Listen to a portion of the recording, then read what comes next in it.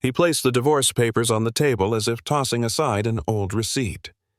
12 years of marriage, reduced to a single signature and the faint trace of another woman's perfume still clinging to his collar. The kitchen was white. Cold light filled the room. The clock ticked sharply in the silence between two people who once shared everything. Ava Cole looked at the papers. She didn't cry. She simply lifted her head and laid her name on the table. Cole, a name that made even the smartest men think twice. That night, there were no screams, only silence. The kind of silence so heavy it seemed to stop the air itself. The kind of silence that makes even the most confident man lose his signal. The next morning, Malik's phone stopped ringing. The bank changed its tone. Doors that had always opened for him slammed shut. Do you want to know exactly what happened between those 2 nights, and how the dignity of one woman could turn an entire empire upside down? If you've ever been underestimated, stay. Watch how one woman's silence changed the game. The next morning felt like every other one. Malik Stone left early, tailored suit, polished watch, perfect smile for the world outside. He ran a thriving commercial design firm. Clients adored him. Investors trusted him. His life looked flawless. Ava Cole stayed behind in their glass townhouse, surrounded by sketches and models of community housing projects. She was once nominated for the Pritzker Prize, known for designs that healed neighborhoods instead of conquering them. Malik used to call her work inspiring. Now he called it her little hobby. Breakfasts had turned into silence. Not angry, not loud, just empty. The kind of silence wrapped in marble and crystal, expensive but cold. 2 cups of coffee, one untouched. A red wine glass left from last night, its color deep against the white stone counter. He was always rushing toward another meeting, another dinner. She stopped asking when he'd be home. Their marriage had become performance art. Beautiful lighting, flawless staging, and 2 actors forgetting their lines. She watched the door close behind him and realized the house no longer echoed his footsteps. It only held hers. The warmth had gone. Only the shape of their success remained. Before the cold, there was warmth. They had met 12 years earlier at an architecture exhibition downtown. Malik was ambitious, charming, full of plans. Ava was focused, idealistic, the kind of woman who saw buildings as stories of people, not profits. He admired her calm, her vision, her refusal to chase attention. She admired his drive, his confidence, his ability to fill a room. Together, they built dreams made of steel and promises. Back then, he said, "We'll design the world together." And she believed him. But time changed the blueprint. The laughter that once filled their tiny studio was replaced by long hours and locked doors. Her drawings gathered dust while his company climbed headlines. At galas, he introduced her as "my wife, the artist," never mentioning the awards she almost won. She smiled politely. She didn't correct him. Love had turned into politeness, politeness into distance. Now, when Ava looked at the man she once thought she knew, she saw a stranger wearing Malik's face. And somewhere between ambition and affection, their foundation began to crack. It began with a scent. Something sharp, floral, unfamiliar. It clung to Malik's suits even after they came back from the cleaner. Then came the late-night texts, the quiet laughter from his office, the new password on his phone. Ava didn't ask. She watched. She listened. She learned to read silence better than words. The restaurant charges appeared first. 2 dinners at Le Jardin, a place they had never gone together. Then a receipt for a diamond necklace. Not her size, not her taste. One evening, Malik came home late again, his eyes bright with triumph. "Big deal closed," he said. "You wouldn't understand the pressure." She looked at him, then at his tie slightly loosened, the faint shimmer of perfume still in the air. He didn't notice. She poured herself a glass of wine, let the red swirl slowly. There was no confrontation, no scene, only quiet observation, the calm before something inevitable. She traced the rim of the glass with one finger and thought, so this is how it starts. slow, almost polite. Betrayal had a smell, and it was now part of her home. Their 12th anniversary arrived unnoticed. The table she set for two stayed untouched. By 10 o'clock, only one candle still burned. At 10:43, the front door opened. Malik stepped in, loosened his tie, smelling of success and someone else's perfume. "We landed the Bayfront project," he announced, dropping his briefcase on a chair. "This changes everything." He didn't look at her. He didn't ask about dinner. Ava's voice was quiet. "Does it change us too?" He frowned, confused, annoyed. "I'm building an empire for us and you're asking riddles?" She held his gaze. "I'm asking if you're happy, Malik." He laughed once bitterly. "Happiness is a luxury. Success is survival." Then he reached into his case, pulled out a folder, and slid it across the table. "Maybe it's time to be practical," he said. Divorce papers, clean, simple. Her name typed neatly on the line beneath his. For a moment, the world narrowed to the sound of the candle flickering. Ava didn't cry. She just looked at the man who used to be her future, and saw only a stranger holding the end of their story. He didn't wait for her to speak. Malik stood there, glass of scotch in hand, his reflection caught in the kitchen window. "You know what, Ava? Renee understands me. She's hungry. She wants more out of life." Ava stayed silent. He mistook her quiet for weakness. "She's not afraid of ambition," he continued, voice rising with pride. "You used to have that fire. Now you're just too gentle, too content." He looked at her as if she were an outdated design he had long outgrown. "You've become comfortable, predictable, and I can't live like that." The words sliced through the room. Ava didn't move. She didn't defend herself. She simply watched him talk, watched him dig his own grave with every arrogant sentence. Malik finished his drink, set the glass down, and gave a final shrug. "You'll be fine, Ava. You always are." Then he turned away, certain he had explained himself like a reasonable man. In his mind, he had already rewritten the story. He was the visionary chasing greatness. She was just a chapter he had outgrown. The silence after his speech was sharper than any argument. Ava didn't shout. She didn't ask why. She simply turned her gaze toward the window, where the city lights blurred behind the glass. "If that's how you feel," she said softly, "then I wish you luck." Her voice was steady. No bitterness, no tears, just finality. Malik let out a short laugh. "That's it? No scene? No begging?" She shook her head once. "No need." He smiled, mistaking grace for surrender. "You'll understand, someday." Ava nodded, but her eyes had already gone far beyond him, past the walls, past the moment, to somewhere he couldn't follow. He left the room with the confidence of a man who believed he had won. She stayed still, breathing through the quiet, memorizing the sound of his departure. In that stillness, something inside her shifted. Not rage, not heartbreak. Something colder, stronger. The kind of strength that comes from finally realizing you owe no one an explanation. Hours later, the house was dark. The city hummed faintly outside. Ava sat alone at the edge of their bed, phone in hand, her thumb hovering over one number she hadn't dialed in years. She pressed it.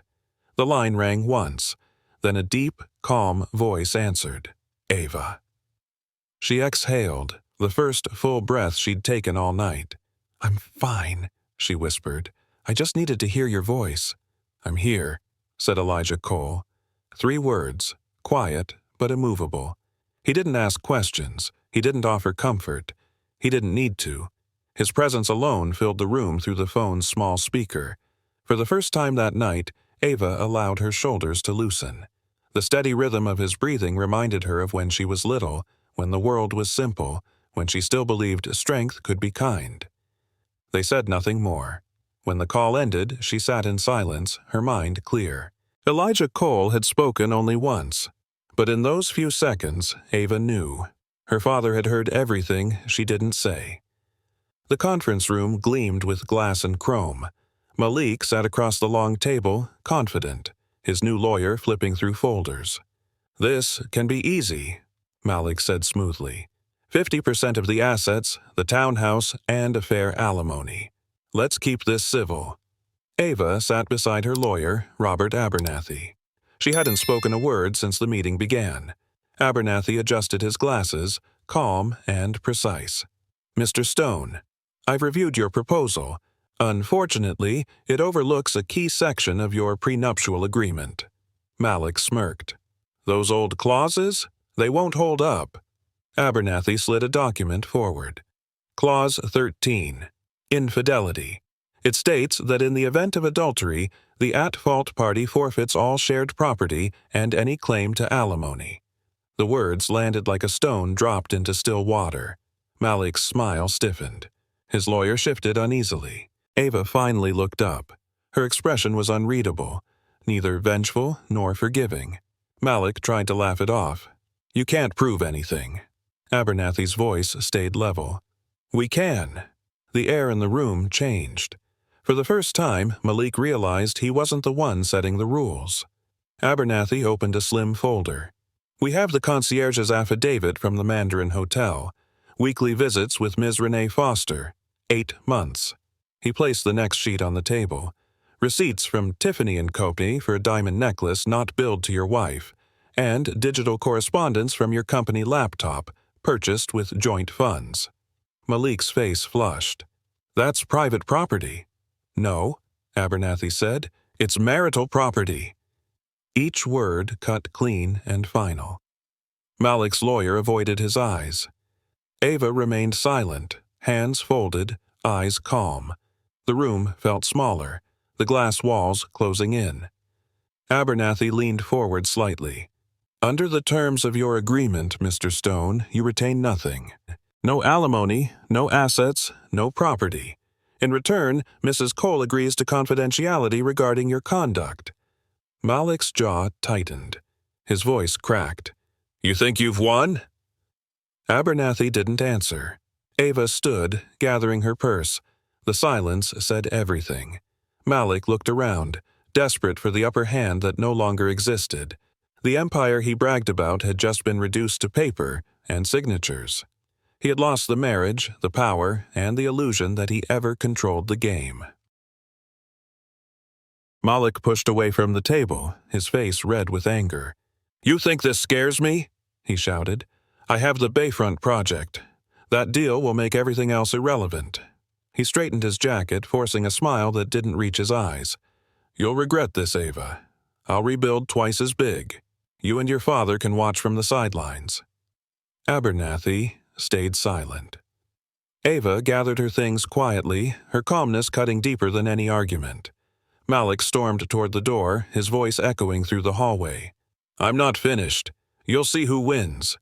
He left the office with that same confident stride, convinced he still controlled the story. The door shut behind him with a sharp click, leaving only the soft sound of Ava's steady breathing. Abernathy looked at her. "He truly doesn't understand who he's dealing with." Ava's tone was even. "He will." Outside, Malik's car sped away through the city lights, full of noise and victory. Inside, the silence remained. Strong, patient, and dangerous. He believed arrogance was strength. He didn't realize it was the first crack in his foundation. The skyline of Manhattan glowed against the glass of the 80th floor office. Elijah Cole stood near the window, hands clasped behind his back, eyes steady on the city below. He had heard everything. Abernathy's report was concise. Malik Stone's betrayal, the arrogance, the insults. Elijah said nothing for a long moment. The silence in the room was heavy, expectant. Then, quietly, he spoke. It's time he learns what happens when a man forgets what he's standing on. His gaze didn't waver. Let's remind him about foundations. Abernathy nodded once, already understanding the command. No emotion, no hesitation. Elijah turned back to his desk. The blue light from the city reflected in his silver hair. On the wall behind him hung an architectural drawing, Ava's first major project. He looked at it for a moment, then at the skyline again. His voice was calm, but there was weight beneath it. He mistook kindness for weakness. That's the last mistake he'll ever make.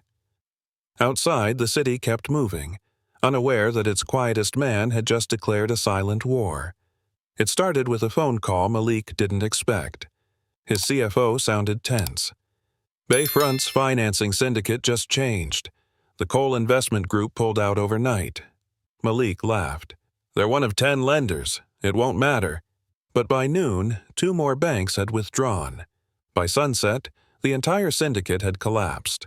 The Bayfront project, the deal he had built his empire around, was frozen. He called the development board, shouting down the line, "You can't just cancel a signed contract." The reply was calm. "Without funding, the contract is void." The call ended. Malik stared at his reflection in the dark glass of his office window. Behind him, his staff whispered. He had no idea that every domino had been placed by Elijah Cole's hand. By evening, the headlines began, "Bayfront Project in Jeopardy." Investors panicked.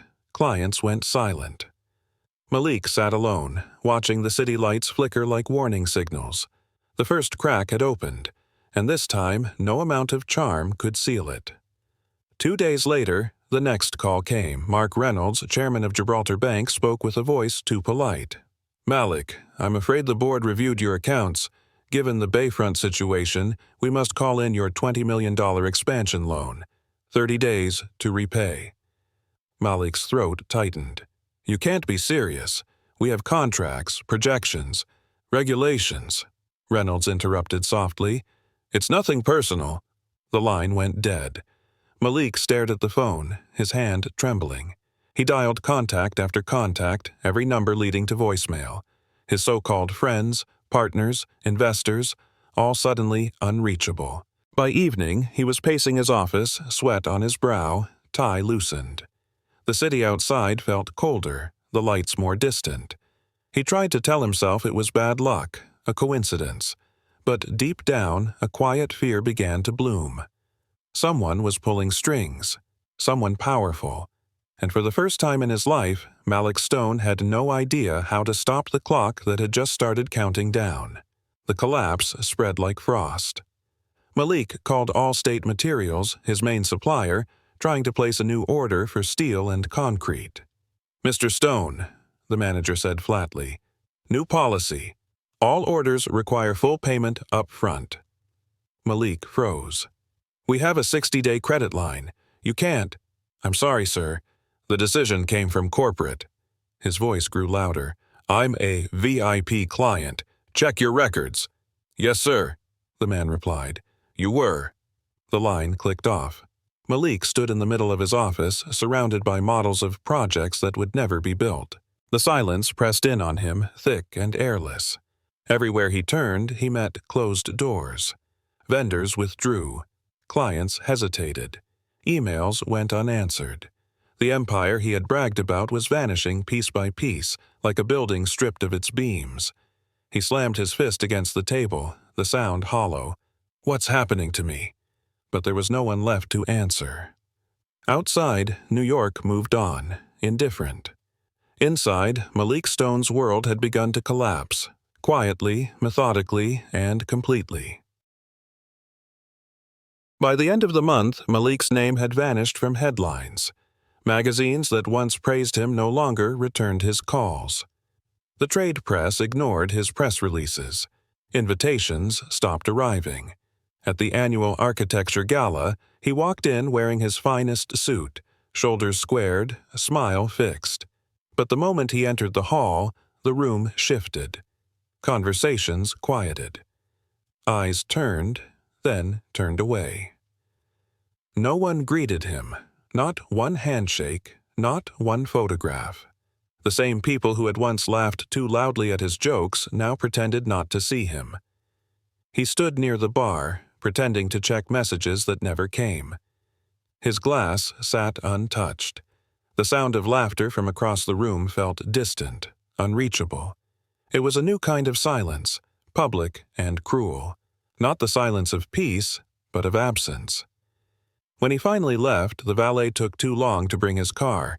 Even the small courtesies were gone. That night, Malik understood. Power wasn't lost in a moment. It was erased, one ignored greeting at a time. Sleep no longer came. Malik's nights stretched endlessly, filled with half-written emails and restless pacing. His reflection grew thinner each morning. The tailored suits hung loose on his frame, sleeves too long, collar unbuttoned. He kept checking his phone, hoping for messages from Renee.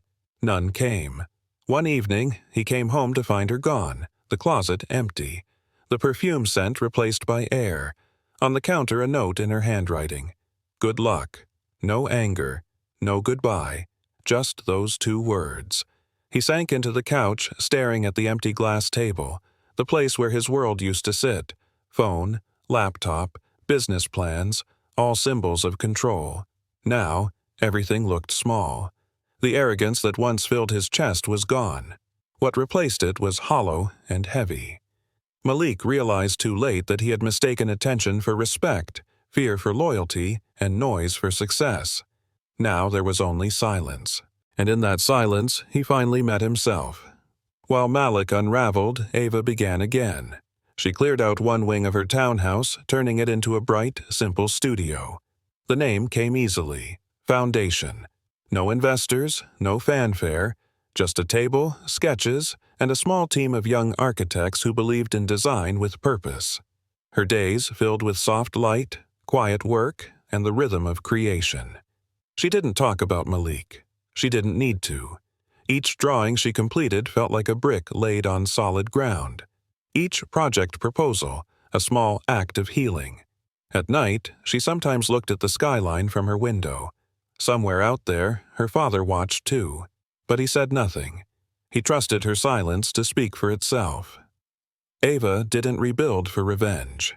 She rebuilt because she finally remembered who she was before the noise, before the marriage, before the forgetting.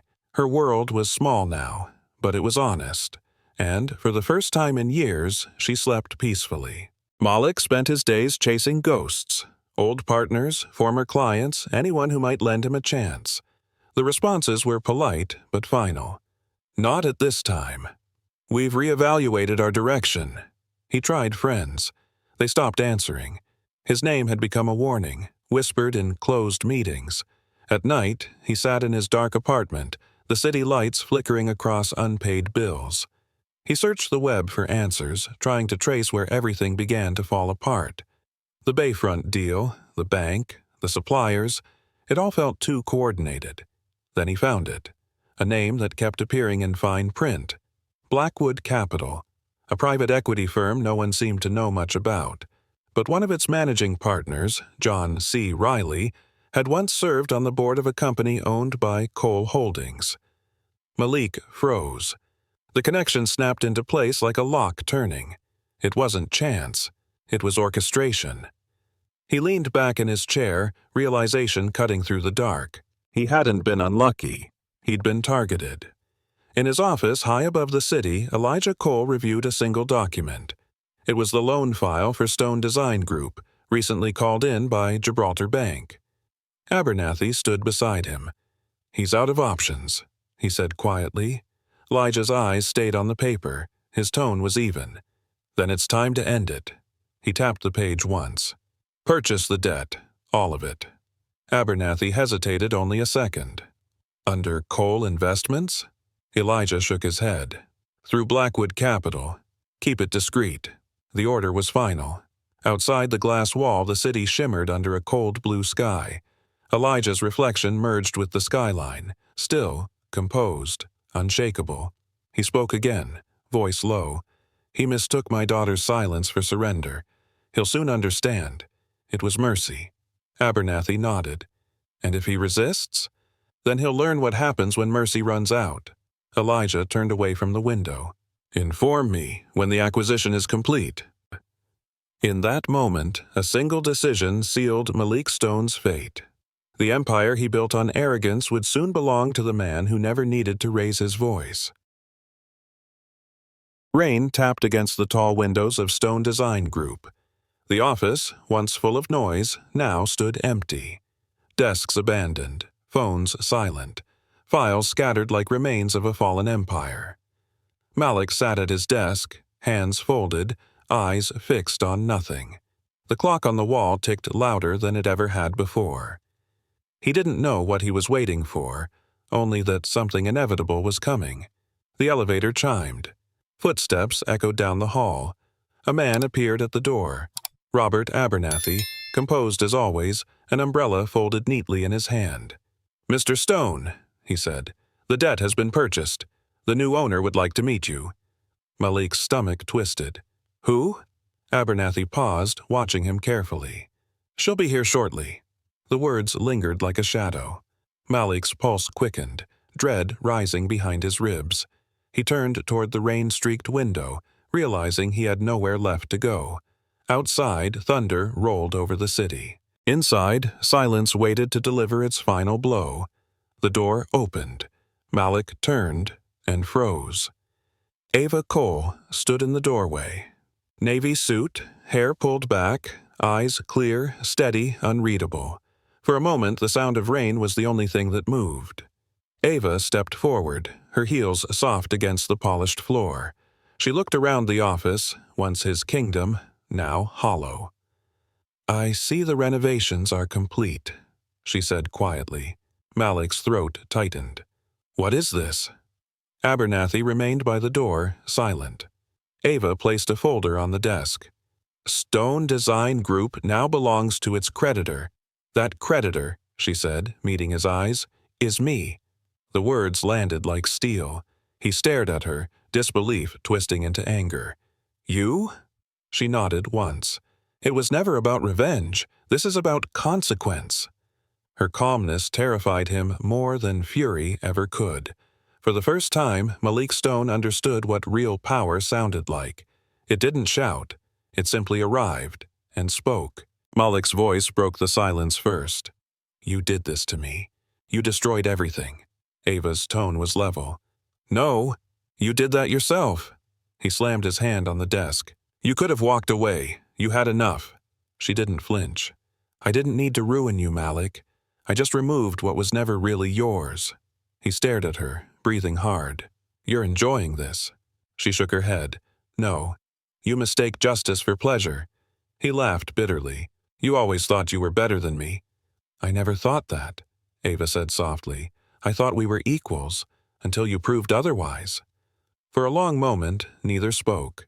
The city hummed outside, the rain slowing to a whisper. Then Ava looked at him, her expression almost tender. "You once asked why I never fought for credit. I didn't need to. The work speaks. The truth does, too."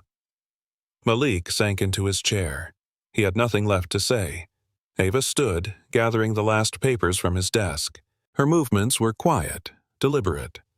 "You once asked me," she said, her voice calm, "what my work was worth." She turned to him, eyes steady. "This is the answer." Malik's lips parted, but no sound came. "My father didn't destroy you," Ava continued. "He simply took back the support you never saw. The loans, the introductions, the open doors. You thought they were your achievements. They were mercy." She let the silence stretch, letting him hear the truth he had ignored for years. "When mercy is taken away," she said, "what's left is what you actually built."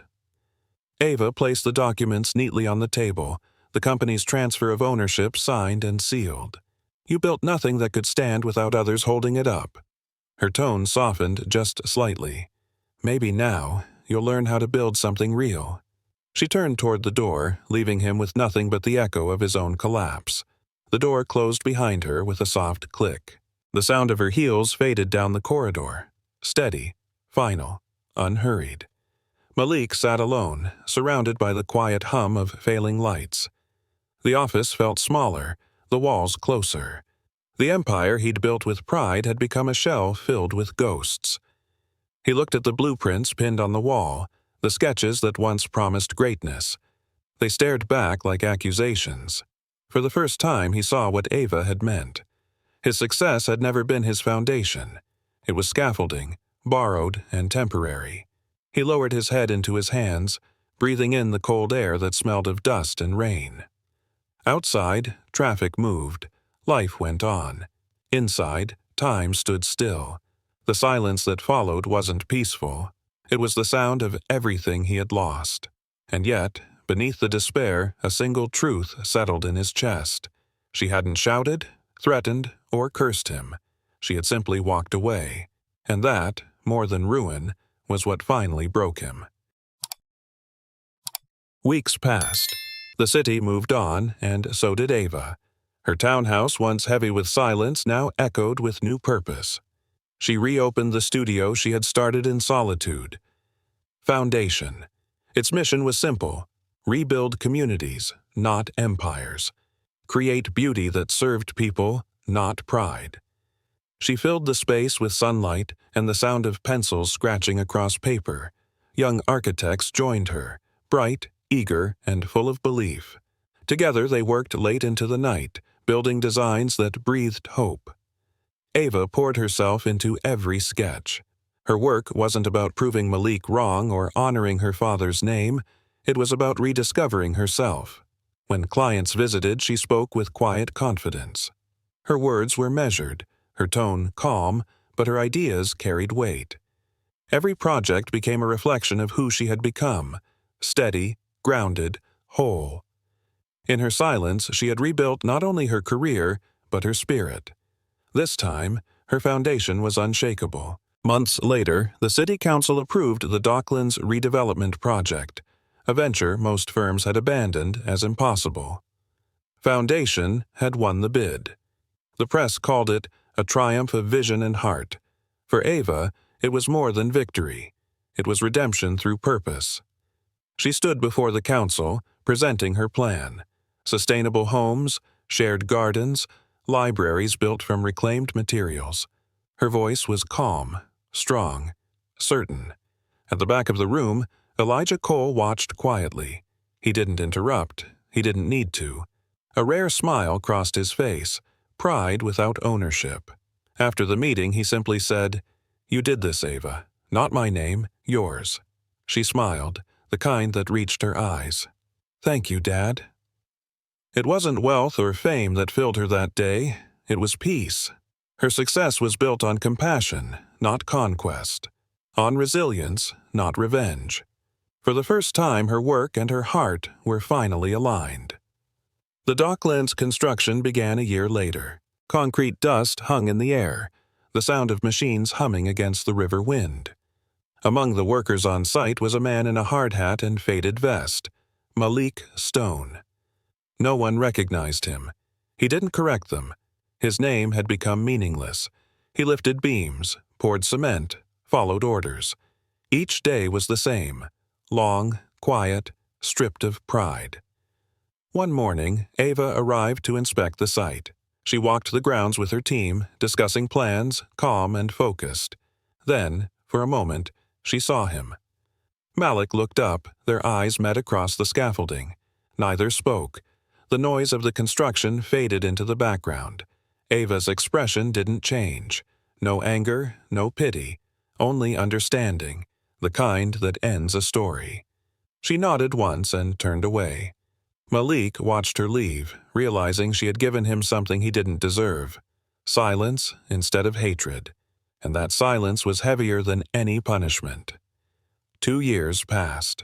The Docklands project stood complete: green parks, bright homes, a library named for its architect, Ava Cole. That night, the Vance Foundation Gala filled the Metropolitan Museum. The city's elite gathered, but this time, Ava wasn't in anyone's shadow. She moved through the crowd with quiet grace, her father beside her, proud but no longer protective. The world now knew her as the woman who turned destruction into design. When she stepped onto the stage to accept the humanitarian award, applause filled the hall. Cameras flashed, but she looked past them, toward the faces of her team, her family, her new life.